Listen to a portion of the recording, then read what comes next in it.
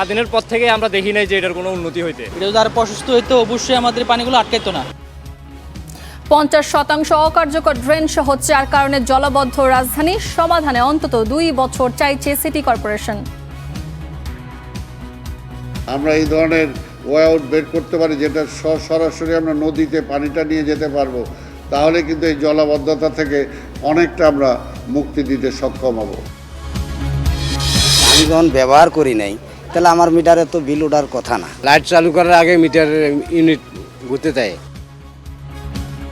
ব্যবহার না করলেও ঘুরছে বিদ্যুতের মিটার, ভুতুরে বিলে ক্ষুব্ধ গ্রাহকরা। সিস্টেম লস কমাতে বাড়তি অর্থ আদায়ের অভিযোগ। বানভাসীদের দুর্ভোগ রূপ নিয়েছে মানবিক বিপর্যয়ে, পানি ও খাবারের সংকট, বেড়েছে পানিবাহিত রোগের প্রাদুর্ভাব।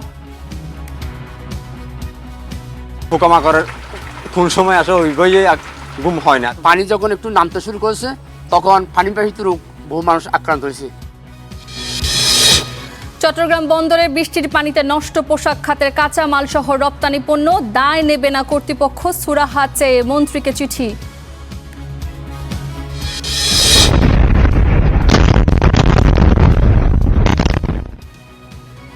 ট্রাম্পের হুমকির পর ইরানের ওপর হামলা, মার্কিনীদের হরমুজে 2টি তেল ট্যাঙ্কারে তেহরানের হামলা, এক ভারতীয় নাবিক নিহত, আহত 8।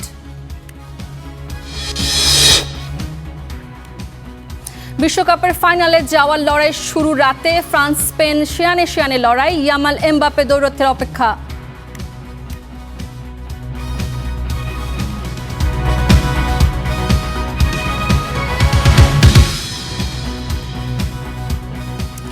স্বাগত স্টার নিউজের সাথে আছি আমি সূচনা হাসান। দেখছিলেন শিরোনাম। 4 কারণে সামান্য বৃষ্টিতে ডুবে যায় রাজধানী। তিলোত্তমা এই নগরীর 50% ড্রেনেই কার্যকরভাবে পানি নিষ্কাশন করতে পারে না। তাই দীর্ঘমেয়াদী পরিকল্পনার পাশাপাশি আলাদা টাস্ক ফোর্স চান বিশেষজ্ঞরা। সিটি কর্পোরেশন বলছে রাতারাতি এ সংকটের সমাধান সম্ভব নয়, প্রয়োজন অন্তত 2 বছর। জিসান আহমেদের প্রতিবেদন। রাজধানীর কাজীপাড়া কয়েক মাস ধরেই চলছে ড্রেনেজ উন্নয়ন কাজ, কিন্তু জলাবদ্ধতা থেকে স্বস্তি মিলছে না স্থানীয়দের। আনফরচুনেটলি বলেন, এটা বলা যেতে পারে যে এটা নিয়ে কাজ তেমন পরিমাণে হয় নাই। যতটুকু কাজ হয়েছে এটা সাফিসিয়েন্ট না। ড্রেনগুলো প্রশস্ত একদমই চিকন, এটা যদি আরো প্রশস্ত হইতো অবশ্যই আমাদের পানিগুলো আটকাইতো না। একটুখানি ভারী বৃষ্টি হলেই নিউ মার্কেট, মিরপুর সহ নগরীর বিভিন্ন এলাকায় কোমর সমান পর্যন্ত পানি ওঠে। বছরের পর বছর ধরে বদলাচ্ছে না এই চিত্র। আচ্ছা 20 বছরতে এই অবস্থায় আমি দেখতে আছি, কোনো উন্নতি নেই। এটা একটু বৃষ্টি নামলে জলাবদ্ধতা এমনভাবে করে, এটা আসলে সিটি কর্পোরেশনে এটা দিকে নজর দেওয়া উচিত। এই ড্রেনেজ ব্যবস্থাগুলো আসলে আমাদের সেই স্বাধীনের পর থেকে আমরা দেখি নাই যে এটার কোনো উন্নতি হইতে। আজ 2 দিন পানি কতটুকু হয়েছে, গতকাল কতটুকু হয়েছে, এটি হয়েছে সব দুর্নীতি ব্যাস। বিশেষজ্ঞরা বলছেন রাজধানীতে জলাবদ্ধতার মূল কারণ হলো দুর্বল ড্রেনেজ ব্যবস্থা, জলাধারের অভাব, ঢাকার খাল ও নদ নদীর নাব্যতার ঘাটতি ও নাগরিক সেবা সংশ্লিষ্ট সংস্থার নেই সমন্বিত কোনো উদ্যোগ। প্রায় 50% ড্রেনের কার্যকর পানি নিষ্কাশন সক্ষমতা নেই, অপরিকল্পিত নগরায়নে কমে গেছে জলাশয় ও সবুজ এলাকা, ফলে মাটিতে পানি শোষণের সুযোগ নেই, নদ নদীর নাব্যতা কমে যায়, বাধাগ্রস্ত হচ্ছে পানির স্বাভাবিক প্রবাহ। সংশ্লিষ্ট সংস্থাগুলোর সমন্বিত উদ্যোগের অভাব। মাত্র 97 মিলিমিটার বৃষ্টি হয়েছে, এটা হ্যাঁ ভারী বৃষ্টি, বাট এটা তো ড্রেন করতে 3-4 ঘন্টার বেশি লাগার কথা না। তো আমরা দেখি যে 2 দিনেও পানি সরতেছে না, হ্যাঁ, এবং ভয়ঙ্কর অবস্থা। একটা ক্যাপিটাল শহর সেটা যদি পানিতে এরকম ডুবে থাকে, সেখান থেকে নৌকা চলে, যেটা 88 বন্যায় দেখছি, তো এরকম অবস্থা আসলে ঢাকায় যে চিটাগাংও তাই, এবং শত কোটি টাকা ব্যয় করেও কাজ হচ্ছে না, কারণ এখানে প্রপার প্ল্যানিং এবং এক্সিকিউশন ইমপ্লিমেন্টেশন কিন্তু হচ্ছে না। জলাবদ্ধতা মোকাবিলায় দীর্ঘমেয়াদী পরিকল্পনার পাশাপাশি বিশেষ টাস্কফোর্স গঠনের পরামর্শ নগর পরিকল্পনাবিদদের।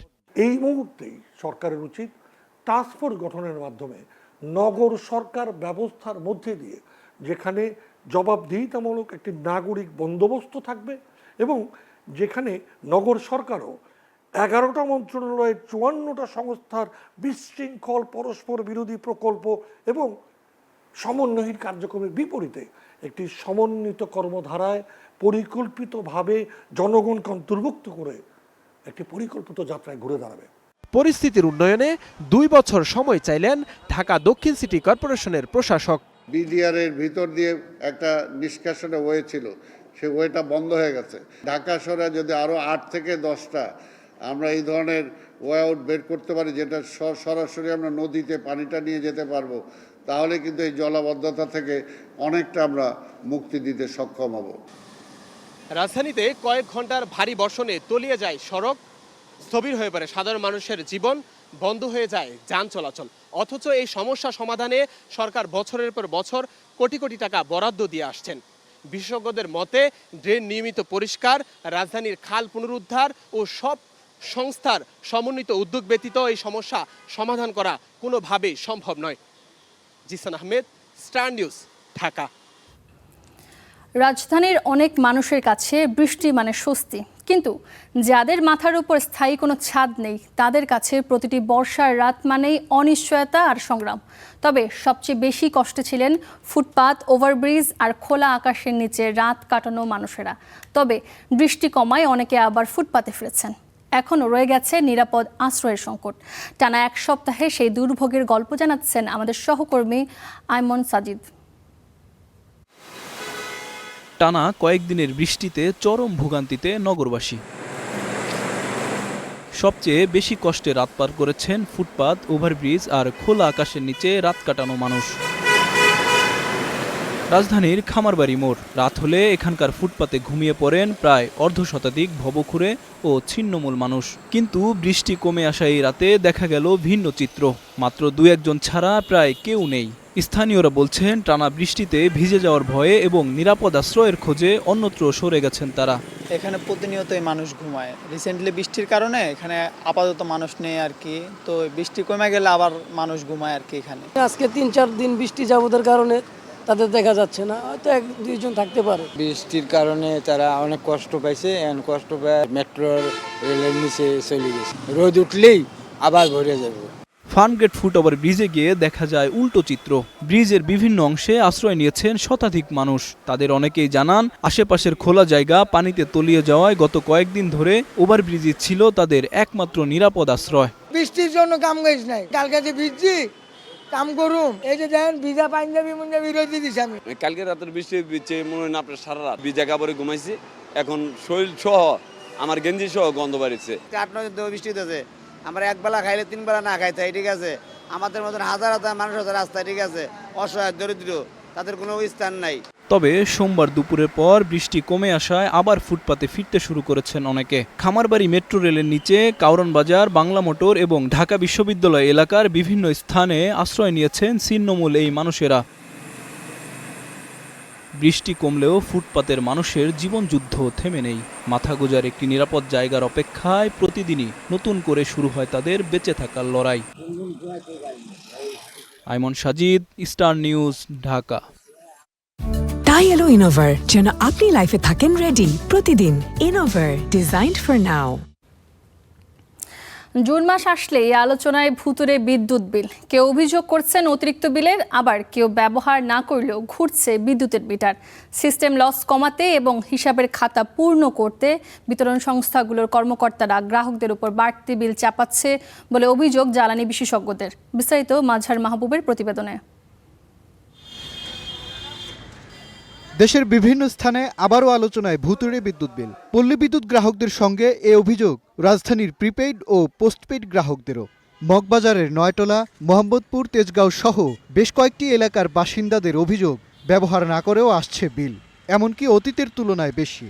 পারি গেছি, তারপরও তো মিটারে বিল উড়িয়ে আছে 200। আমি তো এই 1.5 মাস চাই এলাম, আসি তো দেই ওই মিটারে পারিয়ে আছে, কমে নাই তো। তা আমি যখন ব্যবহার করি নাই, তাহলে আমার মিটারে তো বিল ওঠার কথা না। ইউনিট আসে 50 ইউনিট, 40 ইউনিট এরকম আসে। আগের চেয়ে প্রায় 200-300 টাকা বাড়িয়ে গেছে। লাইট চালু করার আগে মিটারের ইউনিট ঘুরতে দেয়। অভিযোগ নিয়ে অনেকে যাচ্ছেন বিতরণ সংস্থাগুলোর অফিসে, তবে সন্তোষজনক উত্তর না পাওয়ারও দাবি তাদের। সকালবেলা তার করছি, সন্ধ্যার সময় টাকা বই আনছি, 1000 টাকা বই আনছি, বরাবরে যা রিচার্জ করছি টাকা কারেন্ট আসলো না। আবার গিয়ে 1000 টাকা রিচার্জ করতে, এরপরে 230 টাকা আইসে। অফিসে জানাইছি, কয়টা আমাদের করার কিন্তু না, এটা মিটারে কাটিয়ে আমরা কি করবো।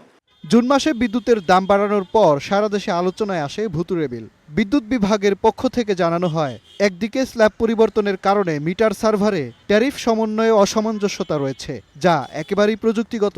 অপরদিকে পল্লী বিদ্যুৎ গ্রাহকদের সঙ্গে প্রমাণ মিলেছে করণিক ভুলেরও।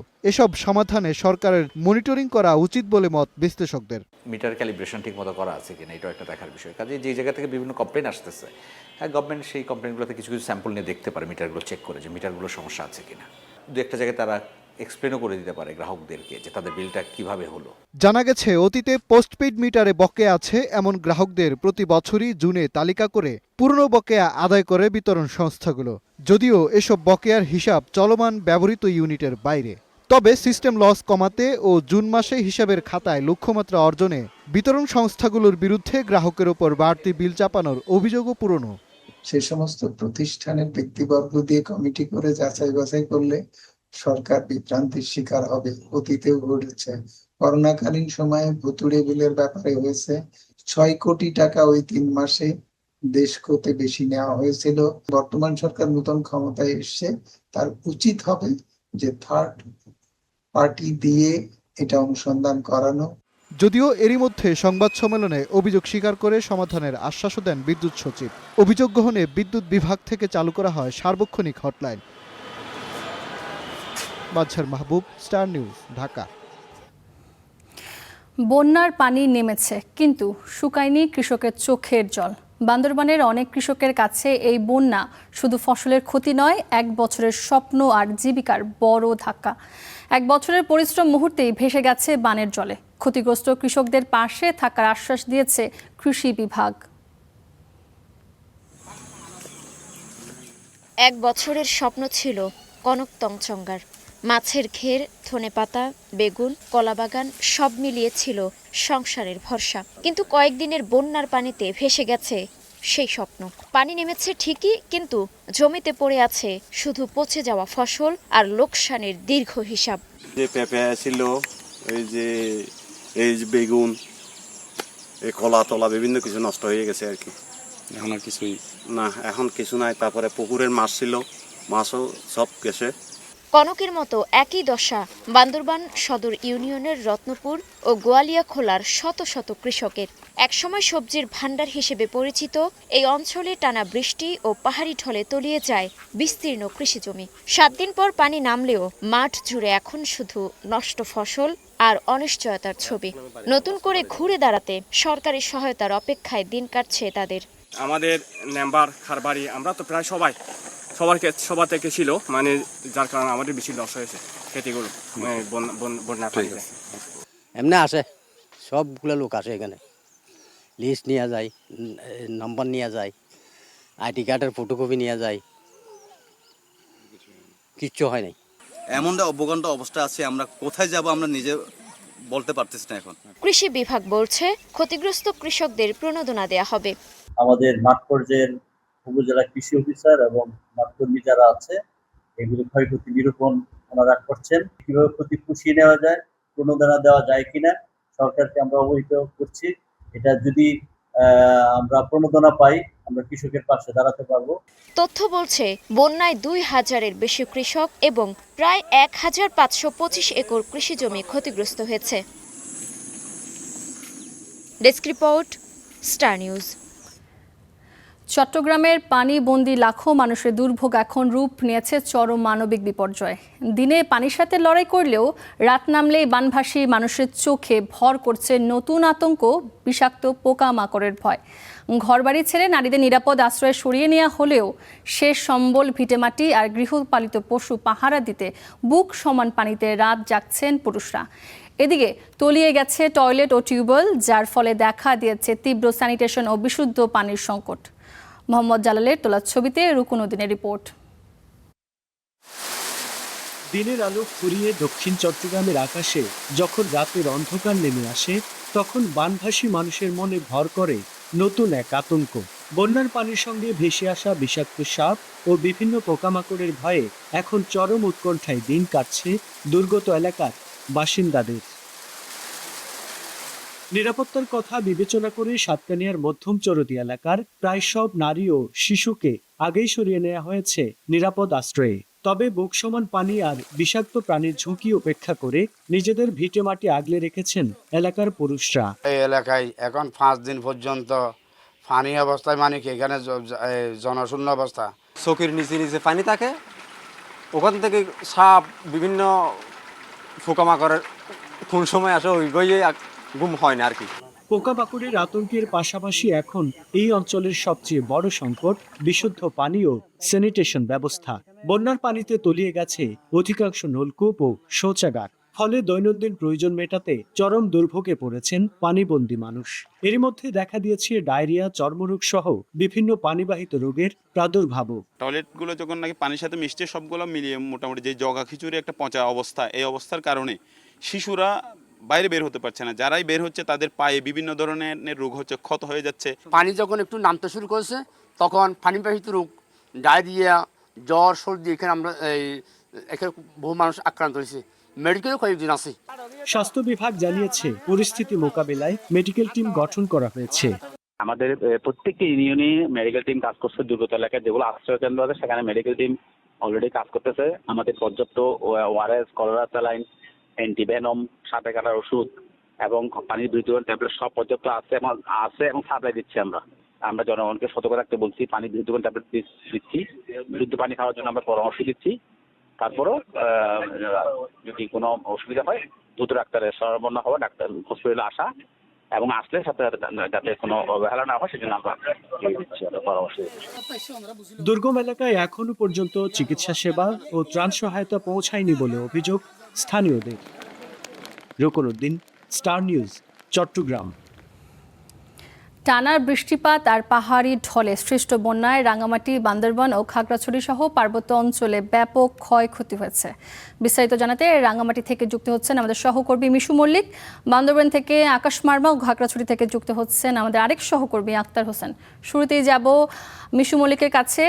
মিশু, আমাদেরকে জানাবেন যে বন্যায় জেলার কি পরিমাণ ক্ষয়ক্ষতি হয়েছে এবং ক্ষতিগ্রস্ত যারা রয়েছেন তাদের মাঝে আসলে সরকারি কোনো প্রণোদনা দেয়া হচ্ছে কিনা?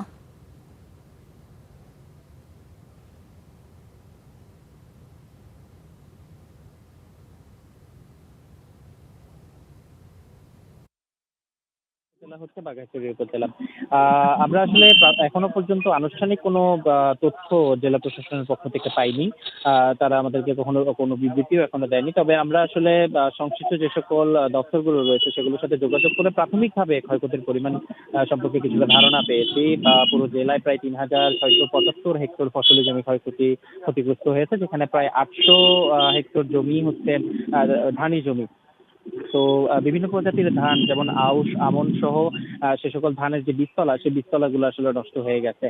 আর প্রাণী খাতের কথা যদি বলি, প্রাণী খাতে ক্ষয়ক্ষতির পরিমাণ বলতে আমরা এখনো পর্যন্ত যেটা জানতে পেরেছি প্রায় ৩৬,৭৭,০০০ টাকার মতো ক্ষয়ক্ষতি হয়েছে, যেখানে প্রায় 10টি গরু মারা গেছে, ২,৪০০টি মুরগি মারা গেছে, ৭০৮ হেক্টর চারণভূমি সেটি ক্ষতিগ্রস্ত হয়েছে। পাশাপাশি হচ্ছে ৮০ টন কাঁচা ঘাস এবং ১২০২ টন শুকনো খড় ক্ষতির সম্মুখীন হয়েছে। পাশাপাশি যদি আমি আরেকটি বলি যে মাছের কথা, রাঙামাটির ২০টি ইউনিয়নের প্রায় ৭৬টি পুকুর এবং খামার একেবারেই আসলে খামারের মাছ বানের পানির সাথে ভেসে গেছে। এতে প্রায় কোটি টাকার ক্ষয়ক্ষতি হয়েছে বলে খামার মালিকরা এবং যারা মাছ চাষ করেছেন তারা আমাদেরকে জানিয়েছেন। আর সড়ক বিভাগের ক্ষয়ক্ষতির কথা যদি বলি, রাঙামাটিতে সবচেয়ে বেশি ক্ষতিগ্রস্ত হয়েছে বাঘাইছড়ি উপজেলা এবং বাঘাইছড়ি উপজেলার কাঁচা পাকা সড়ক। আমরা স্থানীয় সরকার প্রকৌশল অধিদপ্তরের সাথে বিভাগের সাথে কথা বলেছিলাম, সেখানে তারা আমাদেরকে বলছেন যে আপাতত প্রাথমিকভাবে তারা ৫০ কিলোমিটারের মতো গ্রামীণ সড়ক ক্ষতিগ্রস্ত হয়েছে। এবং আরেকটি বড় যে সড়ক রাঙামাটিতে ক্ষতিগ্রস্ত হয়েছে সেটা হচ্ছে খাগড়াছড়ির দীঘিনালা উপজেলার সাথে বাঘাইছড়ির মারিশার যে সড়ক যোগাযোগ সেটি গত বুধবার থেকে কিন্তু এখনো পর্যন্ত বন্ধ রয়েছে। ছোট গাড়ি যেমন মোটরসাইকেল ছাড়া অন্য কোনো বড় গাড়ি আসলে চলাচল করতে পারছে না। এই ব্যাপারে আমরা খাগড়াছড়ির সড়ক বিভাগের নির্বাহী প্রকৌশলীর সাথে কথা বলেছিলাম, সৌম্য তালুকদার। তিনি বলছেন যে আসলে এখানে এটি আসলে পার্মানেন্ট একটা সলিউশন করতে হবে এবং সলিউশনের জন্য এখানে রিটেনিং ওয়াল দিতে হবে। রিটেনিং ওয়ালের জন্য তারা অতি সত্বর টেন্ডার আহ্বান করবেন বলে জানিয়েছেন। তবে এখন যে মিশু, আপনাকে ধন্যবাদ। রাঙামাটি থেকে আমরা বন্যার ক্ষয়ক্ষতির খবর জানছিলাম। এবার চলে যাব হচ্ছে আকাশের কাছে। আকাশ বান্দরবান থেকে আমাদের সাথে যুক্ত হচ্ছেন। আকাশ, আমাদেরকে জানাবেন যে একটু আগে জানছিলাম যে রাঙামাটিতে আসলে অনেক ক্ষয়ক্ষতি হয়েছে, সেই খবরাখবর জানছিলাম। আপনি আমাদের একটু বনে জানাবেন যে বান্দরবনে আসলে কেমন ক্ষয়ক্ষতি হয়েছে, বিস্তারিত একটু আমাদেরকে জানাবেন। সূচনা গত 2 দিন ধরেই কিন্তু বৃষ্টি নাই, আজকে সকাল থেকে রোদ উজ্জ্বল দেখা গেছে। তবে বানভাসীদের যে দুর্ভোগ সেটি এখনো রয়েছে, কেননা এই যে পানি কমার পরে পানি, বিশুদ্ধ পানির সংকট, ঔষধের সংকট, নানা রোগ বিভিন্ন রোগ দেখা দিয়েছে, চর্মরোগ থেকে নানা কিছু। যদি আপনাকে ক্ষতির কথা বলতে চাই, বান্দরবানের যে প্রাথমিক তথ্য আমরা পেয়েছি, সেই তথ্য থেকে প্রায় তাদের সড়ক জনপদে প্রায় 1,500 কিলোমিটার তাদের সড়ক ক্ষতিগ্রস্ত হয়েছে। তার মধ্যে তাদের প্রায় 40 কোটি টাকা প্রয়োজন যে সংস্কার করতে। একই সাথে এলজিডির সাথে কথা বলেছে, এলজিডি থেকে প্রায় 20 কিলোমিটার তাদের যে বন্যার দুর্যোগে তাদের ক্ষতিগ্রস্ত হয়েছে, তাই তাদেরও প্রায় 40 কোটির মতো তাদের টাকা প্রয়োজন সংস্কারের জন্য বলে আমাদেরকে জানিয়েছেন। একই সাথে প্রশাসন যেটি জানিয়েছেন যে বিভিন্ন বান্দরবান 7 উপজেলায় প্রায় 27টি স্থানে কিন্তু পাহাড় ধস ঘটনা ঘটেছে। তবে প্রায় 6,000 মানুষের মতো, 15,000 মানুষের মতো আশ্রয় কেন্দ্রে নিয়েছে, এখন সবাই ফিরতে শুরু করেছে। তবে সবশেষ তথ্য যেটি বলে যে কৃষি বিভাগ থেকে যেটি আমাদেরকে অ্যাকুরেট জানিয়েছে, সেটি হচ্ছে যে প্রায় 4,000 কৃষক বর্তমানে এই পর্যন্ত ক্ষতিগ্রস্ত হয়েছে, প্রায় 4,000 হেক্টর জমি মতো ক্ষতিগ্রস্ত হয়েছে। সব মিলিয়ে বলা যাচ্ছে এটি বন্যায় খুবই ক্ষতিগ্রস্ত একটি পরিমাণ হয়ে দাঁড়িয়েছে। এই ছিল সূচনা, আমার কাছে সবশেষ খবর। আকাশ, আপনাকে ধন্যবাদ। এবার চলে যাব আমাদের সহকর্মী আক্তারের কাছে। আক্তার, কৃষিতে তো অনেক ক্ষয়ক্ষতি হয়েছে বন্যায়, কেমন ক্ষয়ক্ষতি হচ্ছে আমাদেরকে জানাবেন, সেই সাথে একটু জানাবেন যে দিঘি নালা, যে বাঘাইঝুড়ি সড়কের সবশেষ পরিস্থিতি কি?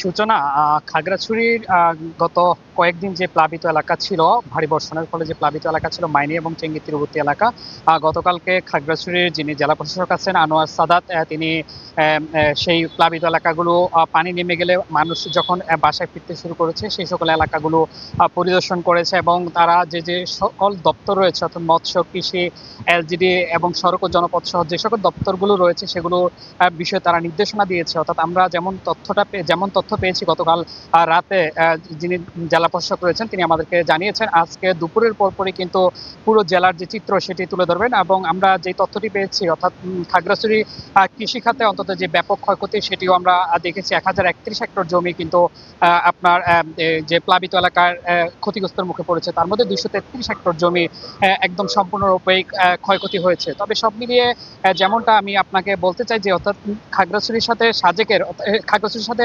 রাঙ্গামাটির যে বাঘাইছড়ি সড়ক রয়েছে, সেই সড়ক গত বুধবার থেকে কিন্তু সড়কের সেই যান চলাচল বন্ধ রয়েছে। অর্থাৎ ভারী বর্ষণের ফলে পাহাড়ের যে সড়ক রয়েছে সেই সড়কটি দেবে গিয়েছে কয়েক ফিট, যার ফলে কিন্তু হচ্ছে যে এই বাঘাইছড়ির সাথে সাজেকের সড়ক যোগাযোগ বিচ্ছিন্ন রয়েছে।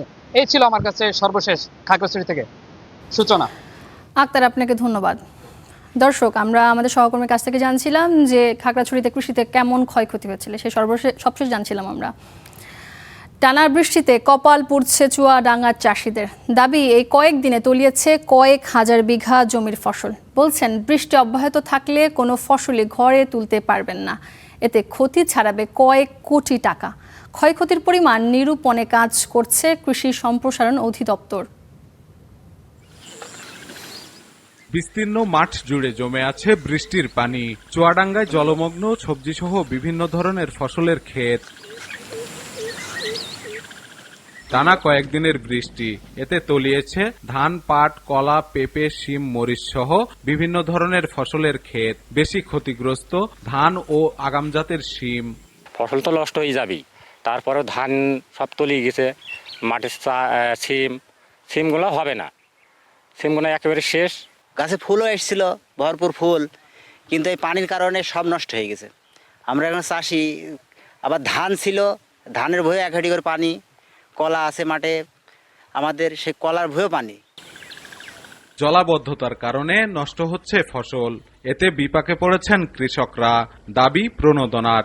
সারে যে দাম, এই যে এক গাদা খরচ করি, যে এই যে চাষ করলাম, এই চাষ করি এসব খরচই উঠবে না, একেবারে সব শেষ হয়ে যাবে। সরকারের কাছে আবেদন করছি আমরা, যদি সরকার আমাদের তাকায়, যদি সরকার যদি আমাদের কিছু দেয়, সাহায্য যদি করে, তাহলে হয়তো আমরা একটু দাঁড়াতে বা ঘুরে দাঁড়াতে পারবো। স্থানীয় কৃষি বিভাগ বলছে ক্ষয়ক্ষতি নিরূপণ করেছেন তারা। প্রায় 650 হেক্টর জমির ফসল নষ্ট হয়েছে বলে দাবি এই কর্মকর্তার।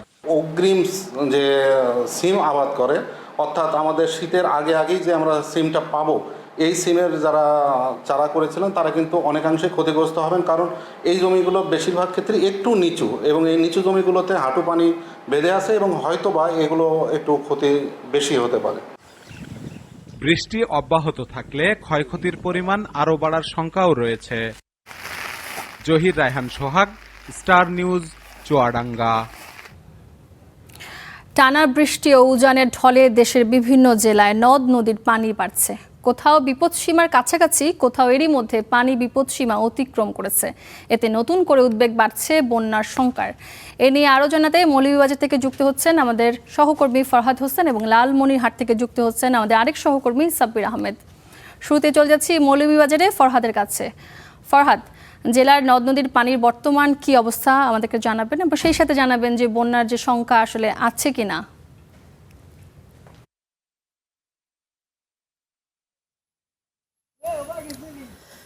সূচনা, আপনি যেমনটা বলছিলেন, আসলে মৌলভীবাজারে গত বুধবার যে পাহাড়ি ঢল নেমে এসেছিল, সেই পাহাড়ি ঢলে কিন্তু এই মৌলভীবাজারের রাজনগর উপজেলা, সদর উপজেলা এবং কুলাউড়া উপজেলার বিস্তীর্ণ এলাকা কিন্তু প্লাবিত করেছে এবং মনু নদীর বাঁধ ভেঙে গিয়ে বিভিন্ন এলাকা প্লাবিত হয়েছে।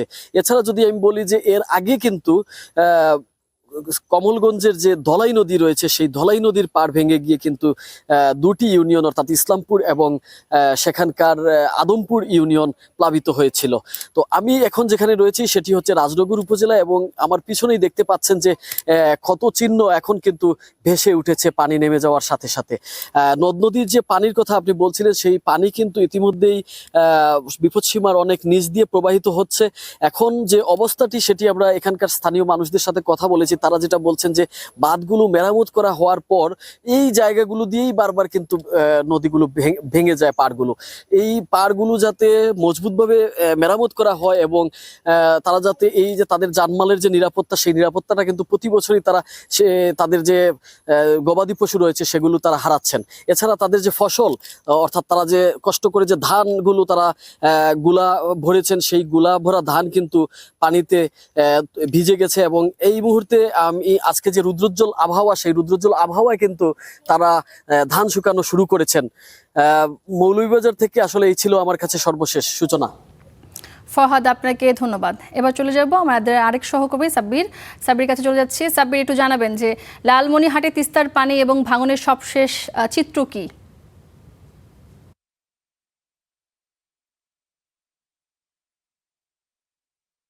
সূচনা, আসলে উজানি ঢল এবং ভারী বৃষ্টিপাত কিছুটা কমে যাওয়ায় লালমনিরহাটের তিস্তার পানি বিপদসীমার কিছুটা কমলেও এখনও তিস্তার পানি বিপদসীমার 4 সেন্টিমিটার উপর দিয়ে প্রবাহিত হচ্ছে। আজ সকাল 9টার যে তথ্যটি রয়েছে পানি উন্নয়ন বোর্ডের, সেই তথ্য মতে বিপদসীমার 52.19 সেন্টিমিটার উপর দিয়ে প্রবাহিত হচ্ছে, যা বিপদসীমার 4 সেন্টিমিটার। আসলে পানি কমলেও দীর্ঘ সময় যে তিস্তার পানি বিপদসীমার 10 সেন্টিমিটার উপর দিয়ে প্রবাহিত হওয়ার কারণে লালমনিরহাটের যে 12টির মতো নিম্ন অঞ্চল রয়েছে, সেই নিম্ন অঞ্চলগুলোতে কিন্তু ইতিমধ্যে পানি প্রবেশ করায় ব্যাপক জলাবদ্ধতা এবং বন্যা দেখা দিয়েছে। আমি এই মুহূর্তে অবস্থান করছি লালমনিরহাটের কালীগঞ্জ উপজেলার বৈরাতি নামক একটি স্থানে। আপনি দেখছেন যে ইতিমধ্যে যে জলাবদ্ধতা দেখা দিয়েছে, বেশ কিছু বাড়িঘর তলিয়ে গিয়েছে এবং ফসলেরও ব্যাপক ক্ষয়ক্ষতি হয়েছে। আমন ধানের যে বীজতলা রয়েছে, সেই বীজতলারও কিন্তু ব্যাপক ক্ষয়ক্ষতি হয়েছে এবং এখানে যে পাট রোপণ করেছিল এবং শাকসবজি যে রোপণ করেছিল তারও কিন্তু ব্যাপক ক্ষয়ক্ষতি হয়েছে। আমি কিছুক্ষণ আগে পানি উন্নয়ন বোর্ডের নির্বাহী প্রকৌশলীর সঙ্গে কথা বলেছি। তিনি জানিয়েছেন যে 24 ঘন্টায় পানি বিপদসীমা অতিক্রম করার পূর্বাভাস এখনও রয়েছে, কিন্তু পানি কমার সঙ্গে সঙ্গে এই তিস্তার তীরে কিন্তু একটা ভাঙ্গনের প্রবণতা দেখা দিতে পারে। তিনি জানিয়েছেন যে তিস্তার তীরবর্তী যে বেশ কয়েকটি বাঁধ রয়েছে, সেই বাঁধগুলো যাতে ভেঙে গিয়ে লোকালয়ে পানি প্রবেশ না করে, সেজন্য তারা পানি উন্নয়ন বোর্ড থেকে কিন্তু সর্বাত্মক প্রস্তুতি নিয়েছে। সব মিলে এখন পর্যন্ত লালমনিরহাটের তিস্তার পানি বিপদসীমার উপরে থাকলেও পানি কমেছে এবং তিস্তার বেশ কিছু নিম্ন অঞ্চল কিন্তু এখনো জলাবদ্ধতা রয়েছে। সূচনা, এই হচ্ছে লালমনিরহাট থেকে তিস্তার পানি বৃদ্ধির সর্বশেষ। সাব্বির, আপনাকে ধন্যবাদ। মাত্র 4 কিলোমিটারের সড়ক, 13 বছর ধরে সংস্কার চললেও শেষ হয়নি কাজ। খানাখন্দ ভরা সড়কের দুর্ভোগী যেন খুলনা রূপসা এলাকার বাসিন্দাদের নিয়তি। এদিকে সড়কটি নির্মাণ ব্যয় 98 কোটি থেকে বাড়িয়ে প্রস্তাব করা হয়েছে 280 কোটি টাকা।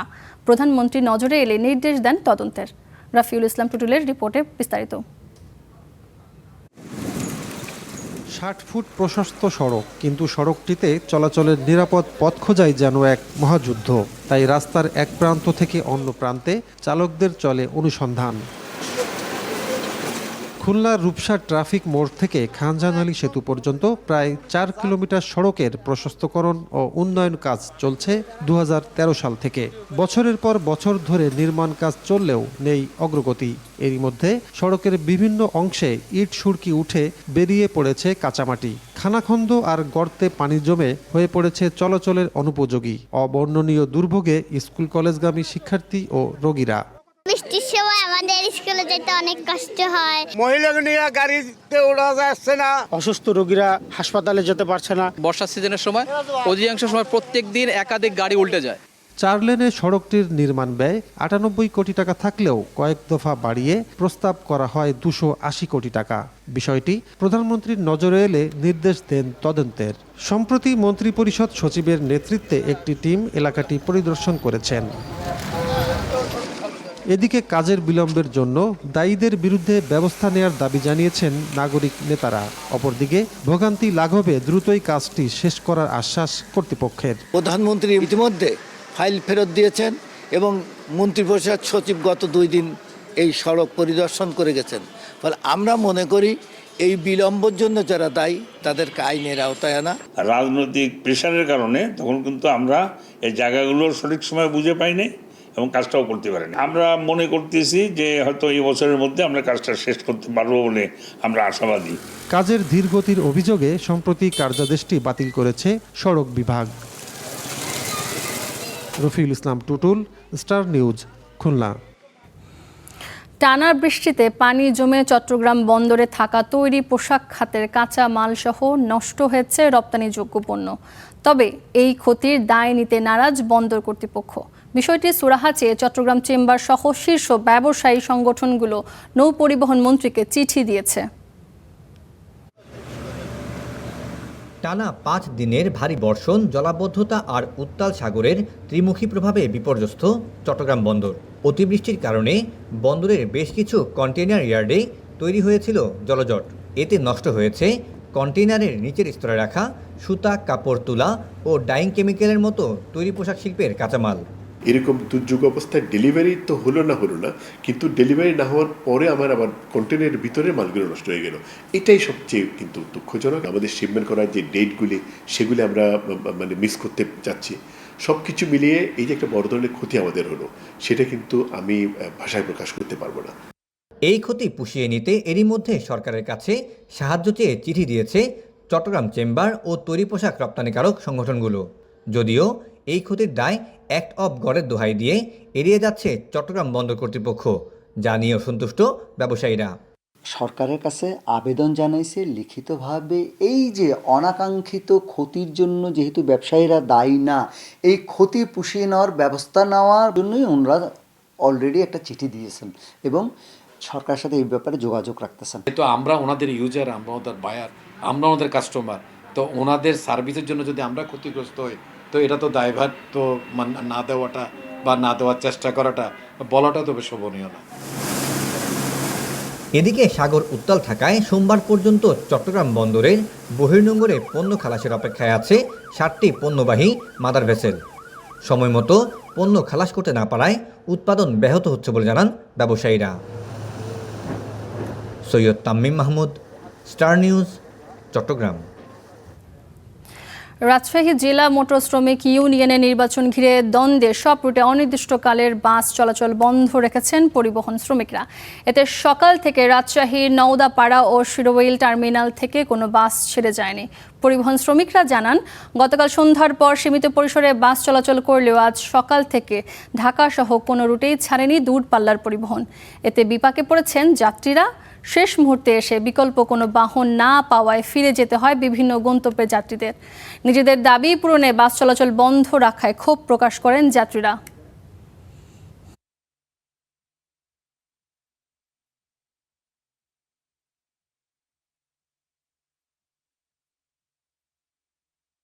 আমাদের ফোন করতেছে, বলছে বাস বন্ধ ভাই, আপনারা কিভাবে যাবেন ঢাকা আমরা বলতে পারবো না। জনদুর্ভোগের মধ্য দিয়ে যদি দাবি আদায়ের এই প্রথা চলতেই যদি থাকে, তাহলে আমরা আমজনতা আমরা তো ভীষণ রকম বিপদের মধ্যে থাকি। আমি তো জানি না যে বাস বন্ধ, আমি তো কালি খবরটাও শুনি নেই, এই জন্য এখন আমি কোথায় যাবো, আমার জরুরি ঢাকায় যাওয়া। রাজশাহী মোটর শ্রমিক ইউনিয়নের আসন্ন নির্বাচন ঘিরে দ্বন্দ্বের সব রুটে বাস চলাচল বন্ধ করে দিয়েছেন শ্রমিকরা। ভোগান্তিতে পড়েছে যাত্রীরা। এ নিয়ে বিস্তারিত জানাচ্ছেন আমাদের সহকর্মী জিয়াউল গনি সেলিম। সেলিম, আপনার কাছে একটু জানতে চাই যে বাস চলাচল তো অনেক সময় ধরে আসলে বন্ধ রয়েছে, যাত্রীদের ভোগান্তি আসলে কেমন, এবং সেই সাথে জানাবেন যে ধর্মঘট প্রত্যাহারে কোনো উদ্যোগ নেওয়া হয়েছে কিনা।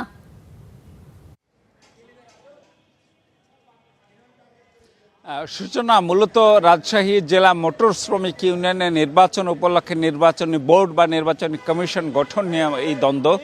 গতকালকে রাজশাহী জেলা প্রশাসকের কার্যালয়ে এ বিষয়ে একটি সভা আহ্বান করা হয়েছিল। সেখানে এই নির্বাচনী বোর্ডে মালিক পক্ষের প্রতিনিধি থাকার প্রস্তাব ছিল, কিন্তু শ্রমিকরা তা মানতেন না। তারা বলছেন যে কোনো মালিক পক্ষের প্রতিনিধি ছাড়া শুধুমাত্র প্রশাসনের পক্ষের প্রতিনিধি থাকতে পারবে এই কমিশন। এটি নিয়ে মূলত দ্বন্দ্ব। এরপর থেকে ওই সভা থেকে বেরিয়েই তারা ধর্মঘটের ডাক দেয় গত সন্ধ্যা থেকে। এরপর আসলে বাস চলাচল সীমিত ছিল রাত পর্যন্ত, কিন্তু ভোর থেকে পুরোপুরি সকল রুটে বাস চলাচল বন্ধ হয়ে গেছে। এমনকি দূরপাল্লা, ঢাকা সহ দূরপাল্লা যে বাসগুলো চলাচল করতো সেগুলো পুরোপুরি বন্ধ। ফলে যারা ঘর থেকে বেরিয়ে এসেছিলেন কাউন্টার পর্যন্ত তারা কিন্তু মহা বিপদে পড়েছেন, বিপাকে পড়েছেন। তারা বলছেন যে এভাবে হুটহাট করে ধর্মঘট বা কর্মবিরতি ডাকার কারণে তারা ভোগান্তিতে পড়েছেন। কারণ অনেক জরুরি প্রয়োজনে যারা ঢাকা সহ বিভিন্ন গন্তব্যে যেতে চান তারা আসলে আটকা পড়েছেন। কারণ এই দিনের বেলা আসলে রাজশাহী থেকে ঢাকা অভিমুখী কোনো ট্রেন নাই, কোনো বাসও নাই। ফলে তাদেরকে যাত্রা বাতিল করতে হচ্ছে। অনেক ক্ষেত্রেই তারা যে জরুরি প্রয়োজন